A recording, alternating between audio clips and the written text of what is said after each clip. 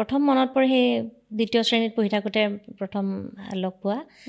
তাৰপাছত সেইটো সময়ত উৎপতীয়া আৰু সেই দুষ্ট।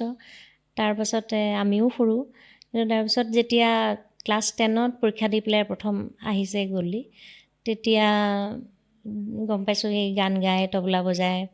তাৰপিছতে উৎপলাৰ লগত, উৎপলা যেনেকৈ আমি যেনেকৈ প্ৰেক্টিছ কৰোঁ আমাৰ লগতে সিও কৰে। আৰু উৎপলাই যিখিনি ৱেষ্টাৰ্ণ মিউজিকৰ যিখিনি উৎপলাই চৰ্চা কৰি থাকে সেইখিনি সি মানে আয়ত্ব কৰিবলৈ বহুতখিনি চেষ্টা কৰে। আৰু সেই সময়ত পিয়ানো নাছিলে আমাৰ ঘৰত, হাৰমনিয়াম এখন আছিলে। সেই হাৰমনিয়ামখনতে প্ৰেক্টিছ কৰে, দুইজনে কৰে।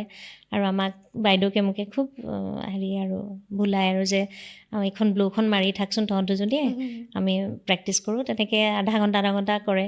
সেই আৰু এনেকুৱা আছিলে মানে প্ৰত্যেকেই গান গায় আৰু আমাৰ ঘৰত গাবলৈ ৰিয়াজ কৰিবলৈ মানে আমি হাৰমনিয়ামখন নাপাওঁ, এনেকুৱা হয়।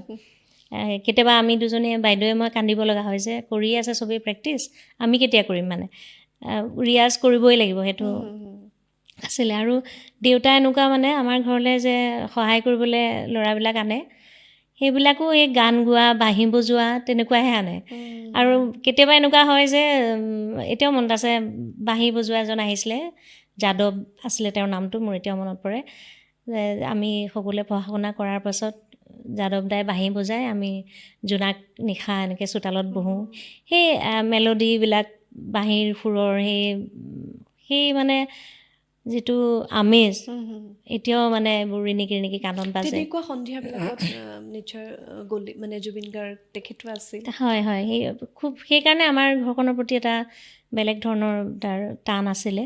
আৰু উৎপলাৰ প্ৰতিও এটা বেলেগ ধৰণৰ টান আছিলে। মানে কিমান জুবিন গাৰ্গৰ হাত ধৰি শিকোৱাৰ নিচিনা। আৰু তেতিয়া মানে কি হয়, প্ৰথম আমাৰ পৰিয়ালটোত উৎপলাই গান সুৰ কৰে, গান লিখে, আৰম্ভ হৈছে আৰু এইবিলাক। সেই সময়ত তেতিয়া আমাৰ এনেকুৱা হয় মানে আলহী আহিলে হাৰমনিয়ামটো উলিয়াই দিয়ে আৰু এজনৰ পিছত এজন আমি গান গাই মানুহক শুনাব লাগে। প্ৰত্যেকে জানে আৰু সিহঁতি গান গায়। তো তেতিয়া আমি গল্লি থাকোঁতে আমি কওঁ যে আমাৰ মামাৰ ল'ৰাজন আছে, তেওঁ গান গাব। তেতিয়া খুব খং কৰে আৰু ভিতৰত, কিয় তোমালোকে মানে মানুহ আহিলে মোক গাবলৈ কৈ দিয়া, দেখিছা নাই মোৰ মাতটো কেনেকুৱা হৈছে। আমি তেতিয়া প্ৰত্যেকে বুজাওঁ যে নহয়, তোমাৰ এতিয়াহে মাতটো এনেকুৱা হৈছে, গাই থাকিব লাগিব, তুমি গাই থাকিলে লাহে লাহে আকৌ তোমাৰ আগৰ মাতটো আহিব। তেনেকৈ মানে সেই সময়ছোৱাত তেওঁ ইনষ্ট্ৰুমেণ্টত বেছি গুৰুত্ব দিছিলে, গাব নোৱাৰা হ'ম বুলি ভাবিছিলে।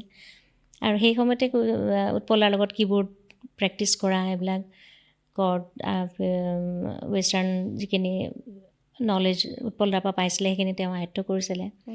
সেইটো তাৰপিছত লাহে লাহে গম পালে নিজৰ যিটো আছে গুণ অলৰেডি ভিতৰত আছে, সেইটো তেওঁ অনুভৱ কৰিব পৰা হ'ল। তাৰপিছত খুব ৰিয়াজ কৰা, মেডিটেশ্যন কৰা, ধ্যান কৰে। এনেকুৱা আমি এতিয়া কথা পাতি আছোঁ যেনিবা আমি গোটেইবিলাক, তাৰ মাজতে পটককৈ চাকি এটা জ্বলাই আনিব, আনি বহি গ'ল আগত। মানে আমি হয়তো কথাই পাতি থাকিলোঁ, কিন্তু তেওঁ তাৰ মাজতে নিজৰ চাকি জ্বলাই তেওঁ ধ্যান কৰিছিল। তেনেকৈও কৰিছিলে, জ্যোতিৰ ধ্যান কৰে। জ্যোতিৰ ধ্যান কৰিছিল। আৰু সেয়ে মানে যেনেকৈ খুব চঞ্চল উৎপতীয়া বুলি ভাবি থাকিলেও, কিন্তু নিজৰ ক্ষেত্ৰখনত মানে তেওঁ যি কৰিব লাগে সেইটো সময়মতে কৰিছিলে।